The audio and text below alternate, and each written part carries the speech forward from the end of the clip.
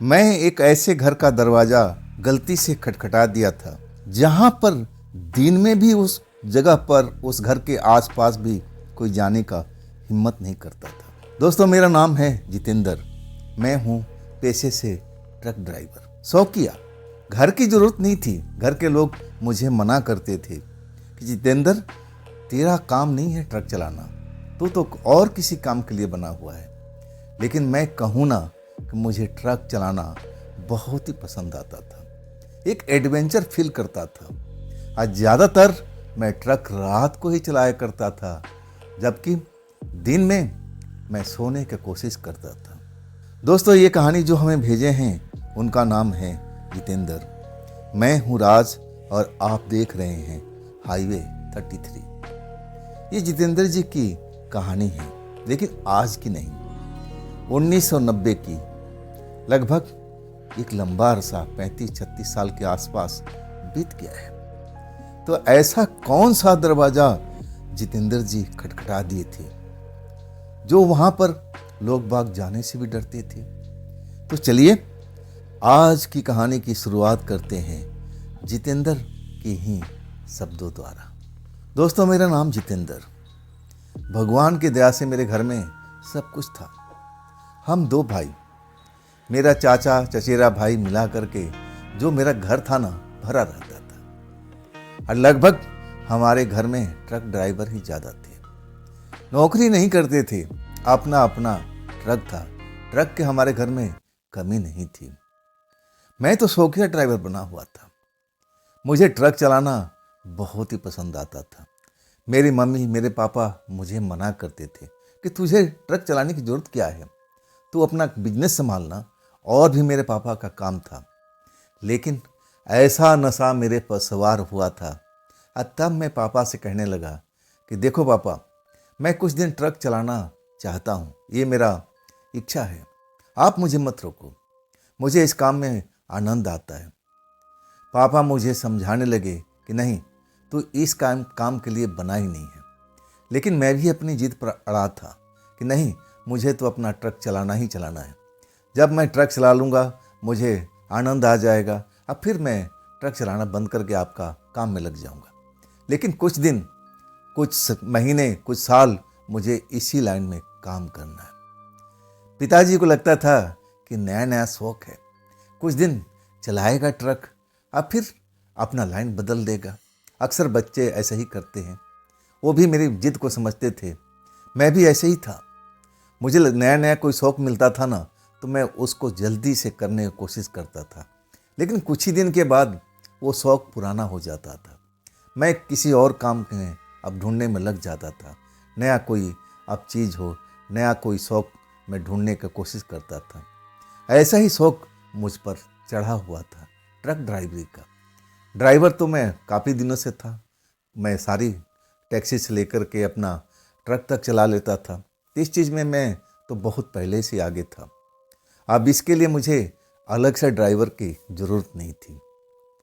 आखिरकार पिताजी मेरे आगे हार मान गए थे। कहने लगे ठीक है, तू अपना मर्जी कर ले, लेकिन ज़्यादा दिन तक नहीं, जितना जल्दी है अपना शौक पूरा कर ले। इसके बाद तो मुझे छूट मिल चुकी थी। मैं अपने भाइयों से ज़्यादा पैसा कमाने की कोशिश करता था। होड़ लगी रहती थी कि अब इस महीने में कौन सबसे ज़्यादा पैसा कमाएगा। एक चैलेंज मिलती थी हम लोगों को आपस में ही कि देखते हैं इस महीने में कौन नंबर 1 पर रहता है पैसा कमाने में। होड़ लग जाती थी। कभी कभी मैं नंबर 1 हो जाता था। तब मेरे चेहरे पर खुशी चमकने लगती थी। तब पापा कहते थे कि बेटा, अब हो चुका है, अब तू अब ये ट्रक का काम बंद कर। तब मैं कहने लगा, पापा कुछ दिन और रुक जाओ, मैं ज़रूर छोड़ूंगा ये लाइन, लेकिन अभी नहीं। अभी तो मुझे इस काम में मज़ा आ रहा है। बाकी मुझे बड़ा आनंद आता था। नए नए शहर जाता था, नए नए हवा पानी मिलता था, खाने पीने का अलग अलग चीज़ें जो हमारे पास में जो नहीं होती थी, किसी दूसरे प्रदेश में मुझे दिखाई देती थी। नए नए लोगों से मिलने का मौका मिलता था, नई नई भाषा मुझे सुनने को मिलती थी। एक तरह का एडवेंचर था, बड़ा मज़ा आता था उस काम में। ऐसे ही एक सफ़र पर मैं निकल चुका था। वो साल थी 1990 की, जब मैं पूरी तरह से जवान था और अपना ट्रक खुद ही चलाया करता था। और मैं ऐसे एक सफ़र पर निकला था कि जो मुझे रात में सफ़र जारी रखना था। ऐसा मैं माल लोड कर लिया था कि उसको ज़्यादा देर तक मैं रोक नहीं सकता था। कुछ ऐसा ही माल था, इतना इमरजेंसी वाला। एक फैक्ट्री में माल पहुंचाना था और उसमें मशीनरी थी, मशीनरी जो फैक्ट्री में लगनी थी, और उसके बगैर वो काम फैक्ट्री के चलने वाला नहीं था। ऐसे में माल लोड करके निकला था। ऐसे काम के लिए मुझे अलग से ही कुछ पैसे मिलते थे। इस काम को मैं शौक के रूप में लेता था। मज़ा का मज़ा और पैसे की कमाई, बड़ा आनंद आता था। और उस रात जब मैं निकलता हूँ ना, तो 10 बजे तो मैं माल लोड कर दिया था। वो शहर थी राजस्थान का सफ़र था। 10 बजे तक मैं माल लोड कर लिया था, मशीनरी लोड हो गई थी। और उसके बाद मेरा सफ़र शुरू हो जाता है। खाना पीना तो मैं रास्ते में खाता पीता था। अब मेरा जो काम था, रात को ज़्यादा से ज़्यादा सफ़र में तय कर लेता था। और वो सफ़र तो मुझे हर हाल में पूरा करना था। और इसके बाद मैं कहीं पर भी नहीं रुकता हूँ। आधी रात हो जाती है। दिसंबर का महीना था, हवा में ठंडक थी, कहीं कहीं पर धुंध भी मुझे नज़र आता था। ऐसे क्षेत्र में पहुंच गया था जहां पर दूर दूर तक गांव खेड़ा कोई नज़र नहीं आता था। जिधर देखो वैसे ही बबूल, कीकर के पेड़, कटीली झाड़ियाँ, ऐसे ही मैं रास्तों से निकलता जाता था। लेकिन मक्खन की तरह रोड हुआ करती थी। वो उस रोड पर चलने का आनंद ही अलग लगता था, बिल्कुल जैसे मैं मक्खन के ऊपर में अपना ट्रक चला रहा हूँ। ऐसे ही मैं ट्रक दौड़ाता हुआ आगे की तरफ बढ़ता जा रहा था और सोच रहा था कि मैं सुबह 7 बजे के आसपास फैक्ट्री में अपना ट्रक लगा दूंगा और इसके बाद आराम से चैन की नींद सो जाऊंगा। 12-1 बजे उठूंगा और इसके बाद देखेंगे कि माल कहाँ का मिलता है। लेकिन मुझे अपने शहर की तरफ अब लौटना था। काफ़ी दिन हो चुका था मुझे बाहर घूमते घूमते। अब अपने गांव की, अपने घर की याद भी सता रही थी कि चलो मेरे भाई कहाँ तक कमाए हैं, अब तो घर पर जा कर के पता लगेगा। मन में यही सब था। अब मैं आधा रास्ता का सफ़र तय कर लेता हूँ। रात के करीब 1:30 या 2 बजे के आसपास की बात थी। रोड पर कभी कभी धुंध बहुत गहरा आ जाता था और तब मुझे बड़ा संभल संभल करके ट्रक चलाना पड़ता था। लेकिन मैं रुका नहीं, स्पीड बिल्कुल कम कर देता था, लेकिन ट्रक रोकता नहीं था। धीरे धीरे धीरे ट्रक बढ़ाता रहता था। आखिरकार धुंध छटती भी थी और इसके बाद फिर वही अपना स्पीड जो नॉर्मल होता था वो मैं पकड़ लेता था। मैं उस जगह के आसपास, क्षेत्र के आसपास पहुंच चुका था। अब वहां से कम 3 या 4 घंटे का सफ़र बाकी था। अब मैं चाहता था कि वो सफ़र जल्दी से जल्द पूरा कर लूं। लेकिन एक जगह पर ऐसा मैं आकर के फंस जाता हूं, मुझे समझ में नहीं आता है कि मैं अब किधर को जाऊं, कौन सा रास्ता मेरे लिए सही होगा। क्योंकि वहां पर 2 रास्ते मुझे दिखाई दे रहे थे। दोनों रास्ते एक जैसे थे। वहां कोई साइन बोर्ड नहीं था और ऊपर से धुंध, आसपास में कुछ भी नजर नहीं आ रहा था। मैं अब सोचने पर विवश हो चुका था कि अब मैं क्या करूं। गलत रास्ते में जाने के मतलब कि मैं समय गंवा दूंगा। अब मैं समय गंवाना नहीं चाहता था। मैं चाहता था कि जो भी रोड पकड़ूं, मैं उस रोड पर चलता जाऊं और आखिरकार मैं फैक्ट्री तक पहुंच जाऊं। मेरा मनसा तो यही था। लेकिन वहां जब दोराहे पे फंस जाता हूं ना, और वहां कोई साइन बोर्ड नजर भी नहीं आता है, और तब मैं अपना ट्रक रोक देता हूं। रोकने के बाद चारों तरफ देखने लगता हूं कि कोई है यहाँ पर बस्ती, जरूर होगी। मुझे ऐसा लगने लगा था क्योंकि धुंध के उस तरफ में कुछ रोशनी सी मुझे दिखाई दे रही थी। मतलब रोशनी, वहाँ इंसान तो जरूर होगा। मैं एक जगह पर जाने के लिए बेबस हो गया जहाँ पर वो रोशनी मुझे नज़र आ रही थी। ट्रक को छोड़ करके मैं पैदल ही चल देता हूँ ताकि मैं किसी इंसान से मिल सकूँ और उसके पास में बात कर सकूँ। रास्ता को चुनने में मैं सही मार्गदर्शन उससे लूं, ताकि मैं रास्ता भटकूं ना, सीधे रास्ते पर मैं निकल जाऊं। और उसी के लिए मैं उस घर की तरफ चल पड़ा था जहां पर कोई दिन में भी जाने से हिचकता था। ऐसा ही वो घर था, रोड के किनारे बना हुआ था, और वाकई में लोगों के नज़र में वो बहुत ही हॉन्टेड घर था, हॉन्टेड हाउस था। हिंदी में कहे तो भूतहा घर था। वहाँ दिन में भी कोई फटकता नहीं था। डर के मारे कुत्ते भी आसपास में जाते नहीं थे। ऐसी वो जगह थी। वहाँ पर जब रोशनी मुझे नज़र आती है ना, तो मैं थोड़ा प्रसन्न हो जाता हूँ। अब क्या, ये जहाँ रोशनी है मतलब इंसान तो होगा ही, घर है तो ज़रूर होगा।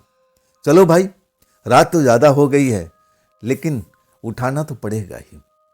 लेकिन मन में हिचक रहा था कि देखो भाई, ये लोग अपना काम धंधा करके सोए होंगे, अब मैं गलत कर रहा हूँ। अगले मन मैं थोड़ा सा रोकने की कोशिश करता हूँ, और तब सोचता हूँ कि मैं क्या करूँगा। आसपास में अब कोई घर तो दिखाई नहीं दे रहा, यही इकलौता घर जिसमें रोशनी नजर आ रही थी। और तब मैं अपने मन को समझाता हूँ कि भाई, मेरे पास में कोई दूसरा रास्ता नहीं है, मुझे तो इस घर में चलना ही पड़ेगा, इन लोगों से मदद लेना ही पड़ेगा, पूछना ही पड़ेगा कि मैं कौन सा रास्ता पकड़ूं। आखिरकार उस दरवाजे पर पहुंच चुका था। लोगों की नज़र में वो दरवाज़ा बाहर से बंद होता था, ताला लगा होता था, पुराना ताला। वो जो ताला था ना जाने कितनों सालों से वैसे को वैसे पड़ा हुआ था। वो भूतहा घर था। लोगों की नज़र में तो साफ पता था कि ये घर में भूत प्रेत रहते हैं, कोई हिम्मत भी नहीं करता था। लेकिन जब मैं जाता हूँ ना रात के टाइम में, जब मुझे रोशनी, और रोशनी कहाँ से आई उस भूतहा घर में, अगर मैं जान लेता कि वास्तव में उस घर में जा रहा हूँ, वो हॉन्टेड घर है, भूतहा घर है, तो मैं तो कभी हिम्मत भी नहीं करता। मैं भूत प्रेत से बहुत डरा करता था। लेकिन इतने लंबे टाइम मैं ट्रक चलाता रहा, लेकिन अभी तक कोई भी भूत प्रेत मैं देखा नहीं था। एक तरह से विश्वास में करता था, जानता था कि ये भूत प्रेत होते जरूर हैं, लेकिन अभी मैं कभी उनका दर्शन या मैं देख नहीं पाया था। मैं डरा हुआ बिल्कुल नहीं था। उस रात को मैं जाता हूँ थोड़ा हिचकता हुआ, ये गलत होगा, इस टाइम दरवाज़ा खटखटाना किसी का सही मैनर नहीं होता है, मुझे नहीं जाना चाहिए।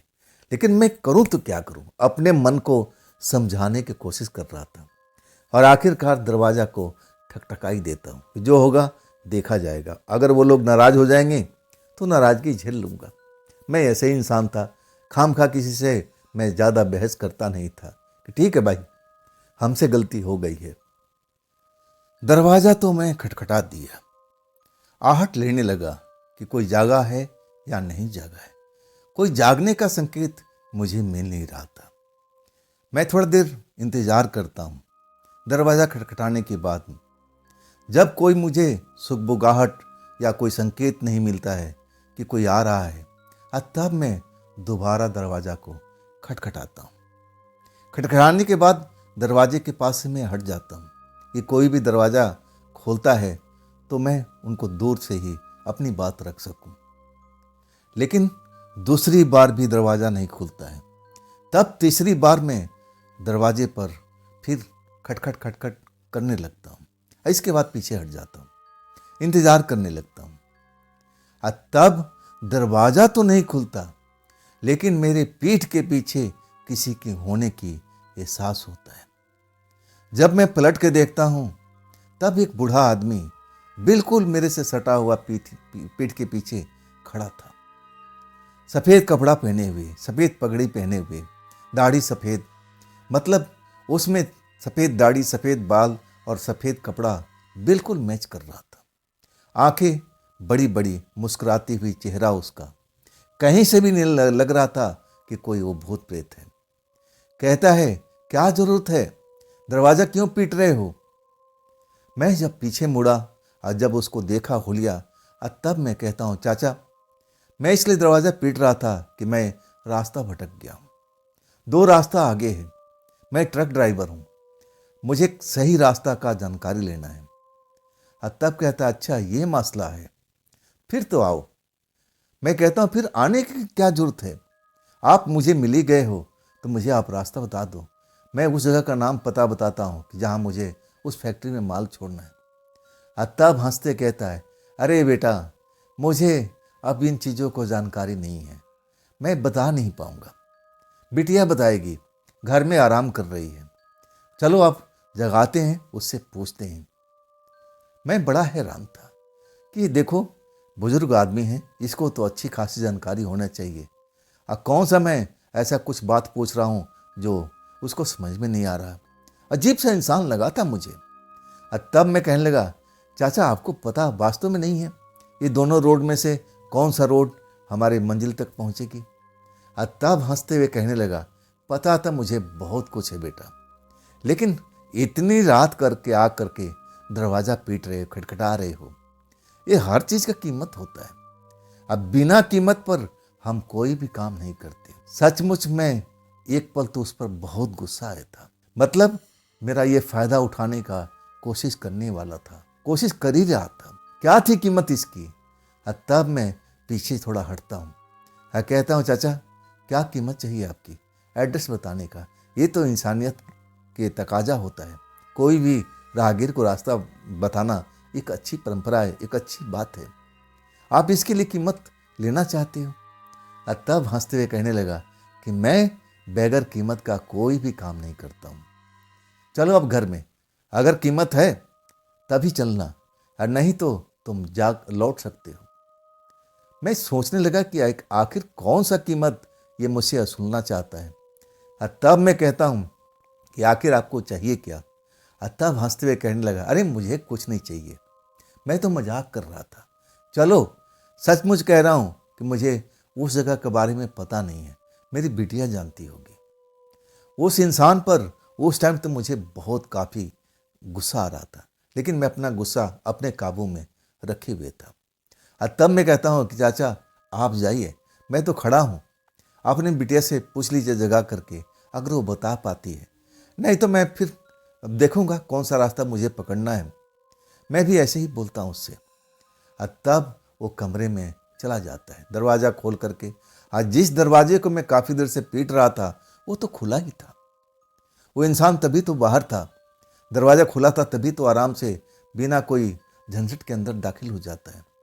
दरवाज़ा एक पल्ला मुझे खुला ही नज़र आता है, अंदर में रोशनी होती है। कुछ देर वो समय बिताता है, जब कोई संकेत नहीं मिलता, कोई आवाज़ नहीं मिलता है, ना खुद बाहर आता है, तब मैं अब चिल्लाने लगता हूँ, चाचा चाचा क्या बात बनी क्या? बिटिया ने आपको बता दिया क्या? तो आओ भी, अब बाहर भी आ जाओ। तब चाचा कहते हैं, अरे बेटा तुम ही आ जाओ अंदर, आ जाओ, जो अपना ही घर समझ लो। अरे मैं तुमसे मजाक कर रहा था, ऐसी कोई बात नहीं है। मेरा मजाक भी नहीं समझ पाए। मेरी हिम्मत अब थोड़ा ठीक लगने लगी कि चलो ये चाचा मजाक कर रहे थे, ऐसी कोई बात नहीं है। मैं उस घर में बिल्कुल जाना नहीं चाहता था, लेकिन चाचा जिस अंदाज से मुझे अंदर बुलाया था ना, मुझे लगने लगा कि चलो चलते हैं, क्या है।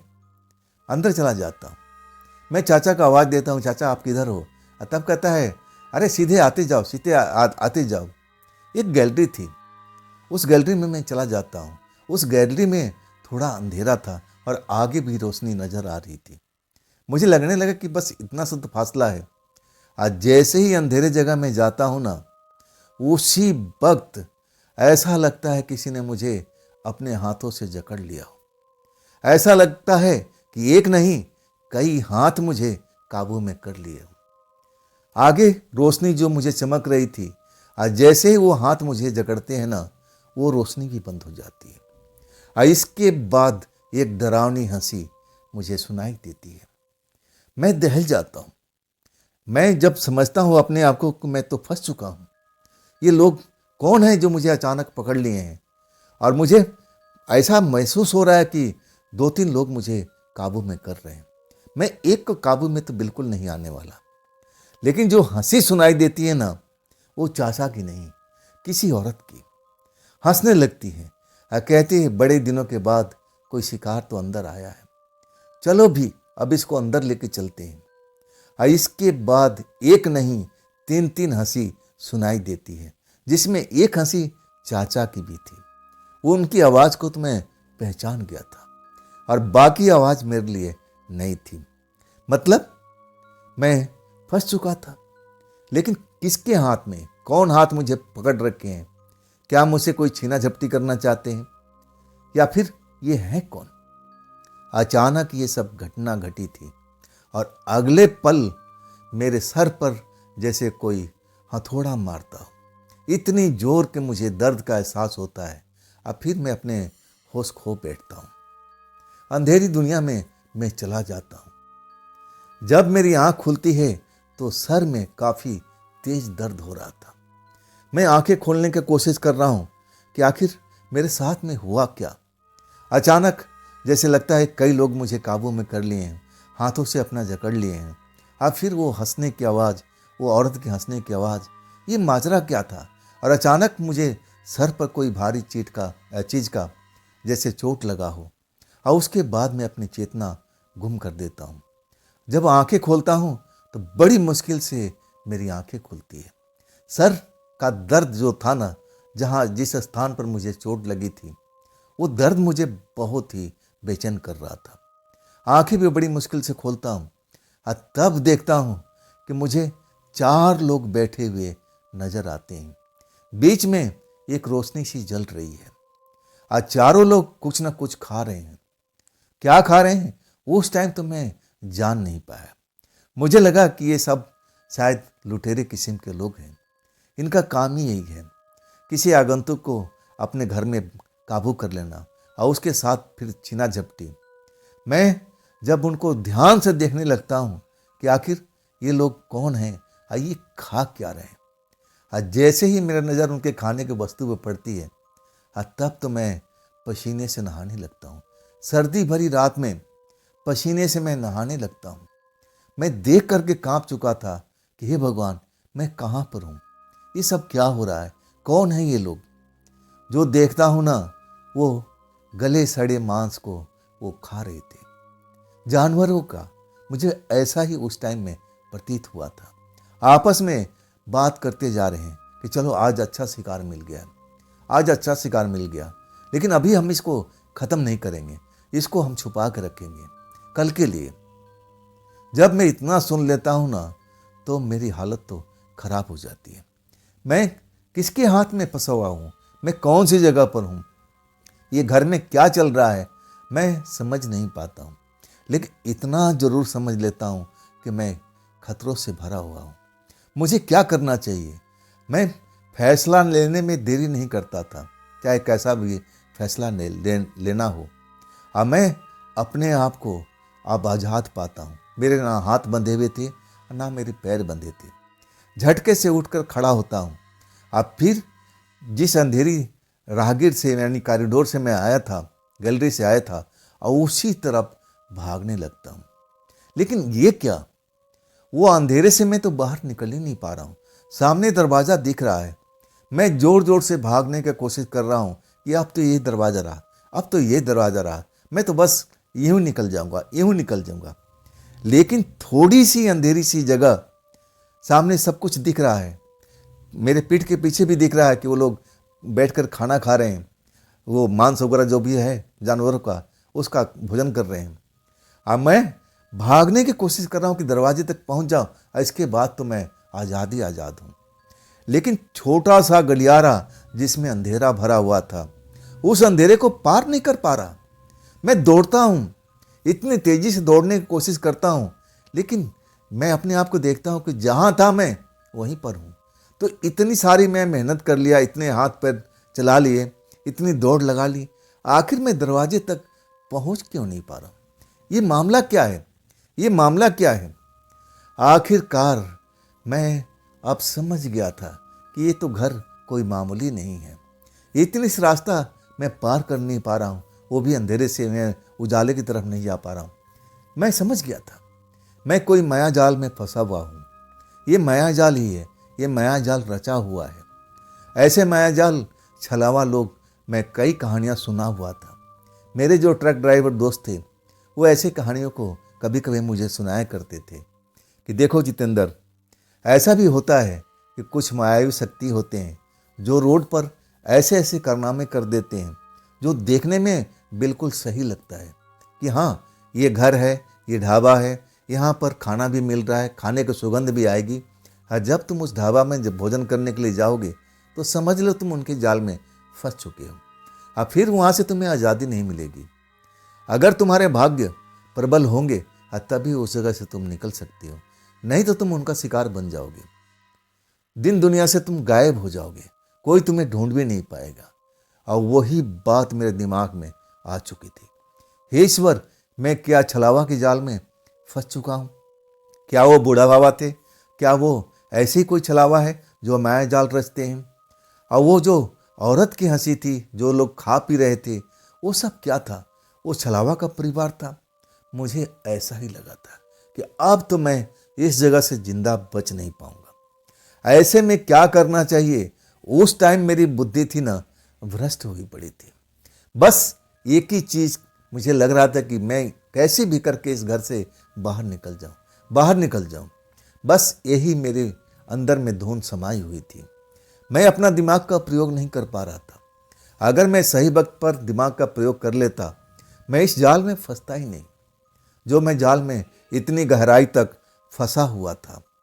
मैं निकलने का भरपूर प्रयत्न कर रहा था कि मैं उस अंधेरी जगह से पार कर जाऊं, दरवाजे तक पहुंच जाऊं। दरवाजा का पल्ला मुझे अभी भी खुला हुआ दिखाई दे रहा था। अब वहां से जहां पर मेरी ट्रक खड़ी थी, वो भी थोड़ा सा हिस्सा मुझे साफ नजर आ रहा था। लेकिन इतनी सी अंधेरी सी जगह को मैं दौड़ के पार नहीं कर सकता। क्या मतलब है? क्या मतलब है? मैं बहुत थक चुका था, पसीने पसीने से नहा चुका था। और उधर जो लोग खाना खा रहे थे ना, अब वो उठ करके अब फिर हमारे पास इधर उधर आ करके खड़ा हो चुके थे। मैं अंधेरे में उनको पूरी तरह से देख नहीं पा रहा था, लेकिन उनकी घूरती हुई आंखें लाल लाल मुझे नजर आ रही थी। जैसे ही मैं उन आंखों को देखता हूँ, तब तो मैं चीख से भर जाता हूँ, डरने लगता हूँ, चीखने लगता हूँ, चिल्लाने लगता हूँ। और जितना मैं चीखता था उतना ही सब वो हंसते थे। और चीखो और चिल्लाओ, यहाँ पर कोई नहीं आएगा, यहाँ कोई नहीं आएगा। तुम्हारी आवाज़ इस घर से बाहर जा ही नहीं सकती है। कोई भी इस घर में आने की हिम्मत नहीं करता है। मैं अब समझ चुका था, ये चोरी चकारी नहीं, ये माया जाल है। ये ऐसा ही जाल बुना हुआ है ताकि मैं इसमें आसान से फंस जाऊँ, शिकार बन जाऊँ। तब मैं कहता हूँ कि आप मुझे छोड़ दीजिए, जो भी आप चाहेंगे मैं मूल्य देने के लिए तैयार हूँ। क्या चाहिए आप लोगों का? मेरे पास में जो भी पैसा है सब कुछ मैं आपको दे देता हूँ। वहाँ जिस जगह पर अंधेरा था ना, वो धीरे धीरे रोशनी भरने लगती है। हाँ, जब पूरी तरह से रोशनी गलियारे में भर जाती है ना, तब मैं देखता हूँ बूढ़ा बाबा तो अपनी उसी रूप में था, लेकिन औरत जो एक थी, जो मैं खाते हुए देखा था, उसका जो रंग रूप था वो अलग किस्म का बन चुका था। ऐसा लगता था कि जैसे कोई बड़ी बड़ी आंखों वाली कोई डायन आकर के खड़ी हो गई हो। मैं जब उसका रूप देखता हूँ मैं और डर जाता हूँ। हे ईश्वर, ये कौन लोग हैं? मुझसे क्या चाहते हैं? दो लोग और थे, बूढ़े बाबा से थोड़े से जवान किस्म के, लेकिन वो भी सिंपल इंसान की तरह दिख रहे थे, लेकिन उनकी आंखें भी चमकती हुई नजर आ रही थी। मैं सबको देख करके इतना भयभीत हो चुका था। अब मैं तो सोच लिया था कि शायद अब मेरी आखिरी वक्त आ गया है। मैं उनको कीमत देने के लिए बोल रहा था कि जो भी कीमत चाहिए आप मेरे से ले सकते हैं। सारा जो बटुआ है मेरा पैसों से भरा हुआ है, आप पूरा का पूरा बटुआ रख लीजिए, लेकिन मुझे आज़ादी दीजिए। मुझे बाहर निकलना है, मुझे अपने ट्रक तक जाना है। लेकिन मेरी कोई भी सुनवाई नहीं हो रही थी। वो औरत बूढ़े बाबा से कह रही थी, इसको अंदर ले जाओ, अंधेरी कोठरी में डाल दो, हम कल इसको बारे में सोचेंगे कि करना क्या है। तब मैं समझ गया कि अब मैं जिंदा इस घर से कभी भी बाहर नहीं निकल पाऊंगा। इतना मैं शोर किया था, इतना चिल्लाया था, अगर मेरी आवाज़ सचमुच बाहर जाती तो कोई ना कोई मदद जरूर मिलती। कोई भी मदद मेरे पास में नहीं आई थी। मैं बहुत ही अपने आप को फंसा हुआ महसूस कर रहा था। उस टाइम मुझे बिल्कुल भी समझ में नहीं आ रही थी कि ऐसे वक्त में मुझे करना क्या चाहिए, कौन सा उपाय करना चाहिए ताकि मैं इस जगह से निकल सकूं। दिमाग ही काम नहीं कर रहा था। आखिरकार बूढ़ा बाबा मेरा हाथ पकड़ करके एक घर के अंदर ले आता है। उस घर में रोशनी थी। अब बूढ़ा बाबा मुझे आंखों में आंखें डाल के देखता है। क्या कीमत दे सकता है, अपने आप को क्या कीमत दे सकता है इस जगह से निकलने के लिए। तब मैं बटुआ उनके आगे रख देता हूँ, अपने पैंट की जेब से निकाल करके। बूढ़ा बाबा कहता है, बटुआ अपने पास में रख ले। हम पैसे को क्या करेंगे, हम पैसे के लिए क्या करेंगे। हमारा जो काम है पैसे के लिए नहीं होता है। अब तू बता, इसके अलावा तेरे पास में क्या है, क्या हमें दे सकता है। मैं तुम्हें आज़ाद करा सकता हूँ, लेकिन कीमत मुझे चाहिए। जब तक मैं कीमत वसूल नहीं करूँगा तब तक तू इस जगह से बाहर नहीं जा सकता। तो सोच ले, तेरे पास में ऐसी क्या चीज़ है जो तू मुझे दे सकता है। मैं सोच में पड़ गया कि आखिर मेरे पास में ऐसी क्या चीज़ है जो मैं उनको दे सकता हूँ। जो मेरे पास में बहुमूल्य चीज़ है, ये तो मेरे पर्स है, बटुआ है, जिसमें हरे हरे नोट भरे हुए हैं। ये इंसानों के लिए बहुत बहुमूल्य है, कीमती है। इन्हीं के लिए तो हम दिन रात मेहनत करते हैं। लेकिन ये जो बूढ़ा बाबा था, उसको पैसे से कोई मतलब नहीं था। तब मैं सोच में पड़ गया। कहता, बाबा मेरे पास में और कुछ तो है नहीं। तब कहता है ना तेरे पास में उस चीज़ की कोई कमी नहीं है। तेरा खून दे दे। मैं तेरा पूरा खून नहीं मांग रहा हूँ, कुछ ही खून मुझे दे दे, और फिर इस जगह से तुझे आज़ादी दिलवा दूंगा। मैं कांप गया था। उसकी डिमांड सुन करके मैं एकदम कांप गया था। अगर मैं खून दे दूं फिर मैं क्या जिंदा रह पाऊंगा? मैं तो ऐसे ही मर जाऊंगा। मैं एकदम कांपता हुआ हाथ जोड़ लिया कि नहीं बाबा, खून दे दूंगा तो मैं जिंदा नहीं बचूंगा। आप और कुछ ले लो, मेरे पास में बहुत सारे नोट हैं, गाड़ी के ट्रक के अंदर में भी पैसे मेरे पास में हैं। अगर ये कम है तो और ज़्यादा ले लो, लेकिन मुझे आज़ाद कर दो। बूढ़ा बाबा हंसते हुए कहने लगा कि देख, अब मैं कुछ नहीं कर पाऊंगा। सोच ले, समझ ले, मैं अपनी डिमांड तेरे आगे रख दिया हूँ। मैं तेरे साथ में कोई ज़बरदस्ती करना नहीं चाहता हूँ। मैं चाहता हूँ कि तुम राजी खुशी से अपना कुछ खून मुझे दे दे। मैं खून पी करके आराम से तुझे रास्ते की तरफ भेज दूंगा। किसी को कानो कान खबर नहीं होगी। अगर नहीं चाहता है तब तू यहाँ पड़ा रह। फैसला तो वही औरत करेगी। वो उसी के हाथ में सब कुछ है। मैं तो तुझे सलाह दे रहा था कि ये काम कर ले, छोटा सा काम है, इसके बाद तू निकल जा। तू जिंदा भी रहेगा और मेरा काम भी हो जाएगा। मैं बता दूंगा उनको कि वो भाग गया है, कुछ नहीं होगा, तू निकल जाएगा यहाँ से। लेकिन मेरा हिम्मत नहीं हो रहा था। अगर मैं बूढ़े बाबा को खून दे दूं, वो खून चूसने वाला है, अब वो एक तरह से भूत था। अगर वो एक बार मेरी खून चूस लेता तो मुझे शायद जिंदा नहीं छोड़ता। इतना तो मैं समझता था। तब मैं कहता हूँ कि नहीं बाबा, मैं अपनी खून आपको नहीं दूंगा। बदले में चाहे जितना मेरे पास में धन है वो सब आप ले लो, लेकिन अपना शरीर का एक बूंद खून मैं आपको नहीं दूंगा। और उसी वक्त बूढ़ा बाबा नाराज हो जाता है। कहता है फिर अंदर ही रह। उस कमरे में दरवाजा टूटा हुआ दिखाई दे रहा था। रोशनी बाहर से छन के आ रही थी, और जैसे ही वो दरवाजे से बाहर निकलता है ना, वो रोशनी ना जाने कहाँ एकदम बंद हो जाती है। उस कमरे में अंधेरा ही अंधेरा हो जाता है। घुटन से भरा हुआ कमरा था। सर्दी की रात में घुटन, सांस लेने में भी तकलीफ मुझे होने लगी थी। ठंड का असर तो मैं भूल चुका था। अगर जान बची तो बहुत कुछ है। ठंड के लिए मैं क्या कर सकता हूँ? अभी तो मेरी जान बचाना वही सही समय है। मैं कैसे करूँ? इस जगह से कैसे मैं निकलूँ? जब मैं दरवाजे के पास जाता हूँ, वो टूटा हुआ दरवाज़ा बाहर से बंद नहीं था। मैं दरवाज़ा को तो आराम से खोल लेता हूँ और मैं बाहर में निकल जाता हूँ, लेकिन वहाँ पर किधर जाना है मैं देख नहीं पाता। चारों तरफ अंधेरा ही अंधेरा, कोई भी रोशनी नहीं। अब मुझे नहीं लग रहा था कि आसपास में कोई अभी भी है। चारों में से कोई भी मुझे नज़र नहीं आ रहे थे उस वक्त में। लेकिन मैं जिधर जाऊं टकरा जाऊं, जिधर जाऊं उधर ही रास्ता बंद है। मैं एक ऐसे चक्रव्यूह में फंस चुका था जो मैं निकलना चाहता था, लेकिन बहुत कोशिश कर लिया, लेकिन निकल नहीं पा रहा था। ऐसी अंधेरी दुनिया में आ चुका था जहाँ से निकलने का रास्ता ही नहीं था। वो बाबा सही कह रहा था कि जब तक हम नहीं चाहेंगे तुम बाहर नहीं निकल पाओगे। खून दे दो, अपनी आज़ादी पालो। लेकिन मैं इसके लिए मना कर दिया था। अब मैं रोने लगा था, अपने परिवार को याद करने लगा, खास करके अपने पिताजी की कही हुई बातें याद आने लगी। तो इसके लिए नहीं बना है, तू ड्राइवरी के लिए नहीं बना है, तू और काम के लिए बना हुआ। तू अपनी जीत छोड़ दे, तू अपनी जीत छोड़ दे। लेकिन मुझे तो एडवेंचर का नशा छाया हुआ था। मैं चाहता था कि कुछ दिन ऐसे ही ट्रक ड्राइवरी करूं, दुनिया देखता रहूं, कौन कहाँ क्या कर रहा है, कहाँ मुझे जाना चाहिए। अब ऐसे ही अपने बारे में सोचते सोचते मैं कुछ समय जरूर गंवा देता हूँ। मैं अपने पिताजी की बातें याद करने लगता हूँ, आंखों से आंसू निकलने लगता है। मुझे पिताजी बहुत कुछ समझाया करते थे, मैं उन पर कभी ध्यान नहीं देता था। लेकिन जब आज मेरे पर विपदा आन खड़ी हुई ना, तब उनकी एक एक बात मुझे याद आने लगी। वो बताया करते थे कि बेटा, कभी कभी इंसान अपने आप को संकट में घिरा पाता है, तो किससे तुम मदद मांगोगे? मैं कहता था कि आपसे।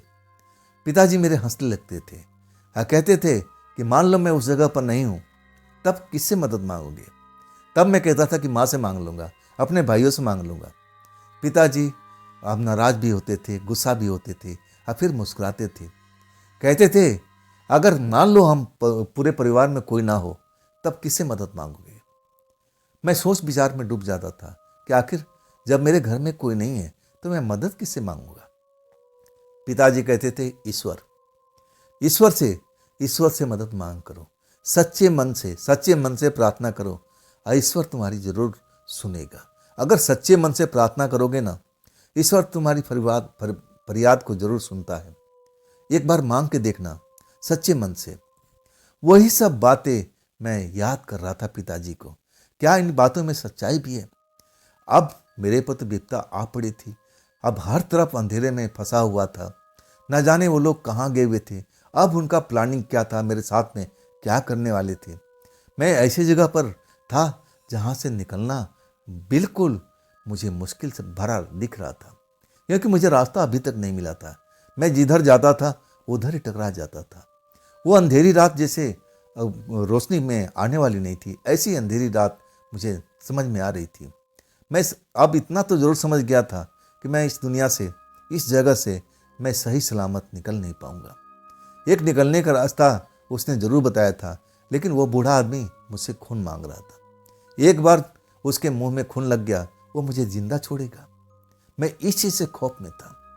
मैं यही सब बातें अपने घर परिवार भाई बंधु का सब याद कर रहा था।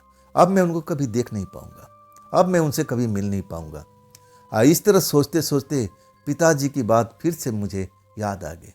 ईश्वर से मदद क्यों नहीं मांग रहा है?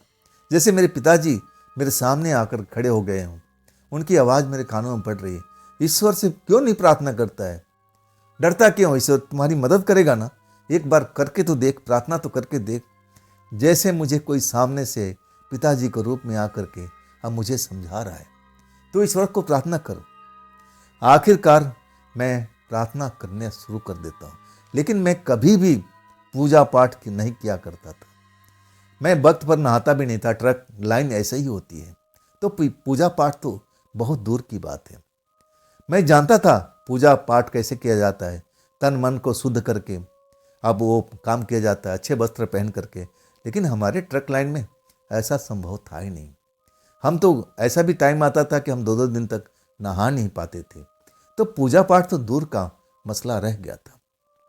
लेकिन जब आवाज़ मेरे कानों में पड़ती है, जैसे मेरे कोई सामने में कोई खड़ा हो और वो मुझे बोल रहा है कि ईश्वर से प्रार्थना क्यों नहीं करता है, तब मैं अपना हाथ जोड़ लेता हूँ। उस वक्त में मुझे बजरंग बली का ही याद आता है। बजरंग बली का नाम लेने लगता हूँ। हनुमान चालीसा मैं थोड़ा बहुत जानता था, मुझे अच्छी तरह से याद नहीं था, लेकिन फिर भी मैं मन में उन चीज़ों को सोचते सोचते याद कर ही लिया था। धीरे धीरे हनुमान चालीसा पढ़ता रहा, बजरंग बली को याद करता रहा, हाथ जोड़ते रहा कि हे प्रभु, मुझे इस संकट से बाहर निकालिए, मुझे इस संकट से बाहर निकालिए। आखिरकार ना जाने कितना वक्त निकला था, कितना वक्त हो चुका था। आज जिस जगह पर था ना, हर तरफ अंधेरा ही अंधेरा था। एक चीज़ और मैं नोट किया था, वहाँ पर ठंडी हवा का कोई खास असर नहीं हो रहा था। मुझे लग रहा था कि जैसे यहाँ गर्म जगह है, यहाँ ठंडी हवा जैसे मैं बाहर महसूस कर रहा था। अब सर्दी का महीना था, तो ठंडी ठंडी रात को हवा तो चलती है, वो चीज़ का मुझे महसूस नहीं हो पा रहा था। मैं आंख बंद कर लिया था। ऐसा वक्त आया था ना कि मैं आंख खोल ही नहीं रहा था। ईश्वर की आराधना में इतना लीन हो चुका था, मुझे लगा कि बस बजरंग बली ही मेरा मदद कर सकते हैं। और ऐसा ही होता है, जब मुझे ठंडी का एहसास होने लगती है ना, ऐसा लगता है कि हवा मेरे शरीर से टकरा रही हो। ठंडी ठंडी हवा का महसूस कर रहा था, मेरे चेहरे से टकरा रही। और तब मैं सोचने पर विवश हो गया कि मैं यहाँ पर काफ़ी दिनों से मैंने देरी से मैं यहाँ पर था, और तब तक ये ठंडी हवा नहीं आ रही थी। एक घुटन सा महसूस हो रहा था, गर्मी का एहसास हो रहा था, अलग सा यहाँ पर वातावरण था। लेकिन अभी फ्रेश हवा आ रही है और ठंडक का एहसास हो रही है। मैं उसी पल अपनी आंखें खोल के देखता हूँ। मैं अपने आप को उसी घर के सामने दरवाजे के पास बैठे हुए पाता हूँ। मैं अपने आप को आज़ाद पा लिया। ये कैसे संभव हुआ? ये कैसे संभव हुआ? मुझे कुछ भी समझ में नहीं आ रहा था। लेकिन इस पल का मैंने फायदा जरूर उठाया। देरी नहीं करता, ईश्वर को धन्यवाद देकर के अपने ट्रक के तरफ दौड़ जाता हूँ। और वो जो दरवाज़ा था ना, मुझे साफ नजर आया था कि उसमें बड़ा सा एक ताला लगा हुआ था। मतलब वो दरवाज़ा खुला हुआ नहीं था। और उस घर के अंदर में मुझे कोई रोशनी नजर नहीं आ रही थी। वो घर टूटा फूटा हालत में मुझे दिखाई दे रहा था। वो लग नहीं रहा था कि यहाँ पर इंसान सालों से रहता होगा। लेकिन मैं एक बार मुड़कर देखा, दोबारा मुड़ के नहीं देखा था। अगले पल मैं ट्रक में सवार हो चुका था। पूरा बदन डर के मारे कांप रहा था। अपने आप को नियंत्रित करता हूँ, ट्रक स्टार्ट करता हूँ। आज जो मुझे रास्ता सही लगता है कि हाँ इस रास्ते पर चलना चाहिए या नहीं भी चलना चाहिए, मुझे इस जगह से निकल लेना होगा, और वही मैं करता हूँ। जो दाहिने साइड वाला रास्ता था और मैं वही रास्ता पकड़ लेता हूँ।